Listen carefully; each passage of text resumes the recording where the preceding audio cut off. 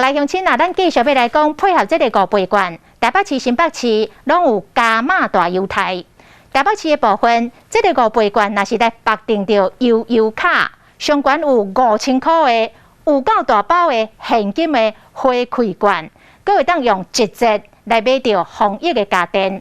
若这个新北市是数位券甲纸本券拢有优待，伫菜市啊、夜市啊甲商圈拢会当来使用，上济会当用5000块的五倍券换到1万块的新北的加倍券。5倍券选悠游，有够大包。台北市长郭文摕亲身比一个手势，优卡公司董事长、总经理拢有到位，宣布这摆中央的五倍券，台北市要加码。如果采用悠游户来领这个5000元的振兴券，就是消费5000给5000的哦。悠游卡、台北通、悠游户。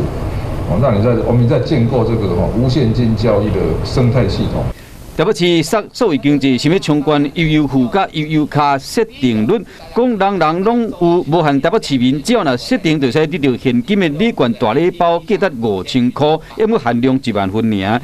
另外，针对境内爱SIM卡，佫会使1折买防疫家电，像血氧机也是血压机等等，这拢是上准老大人。新北市是推出3种方案，上济采用5000块的五倍券换1万块的新北加倍券，只要用2位，适用新北市超过16000间店。另外，名额50块是希望讲，和更较侪细间店面嘛有生意通做。若所谓加码，即是利用购物金的方式。预估大概会带动200亿的基层的消费经济，资本用加倍的方式来带动经济，是为加码。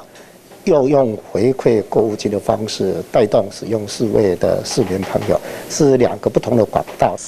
双北火力全开，要予5倍券的威力加倍。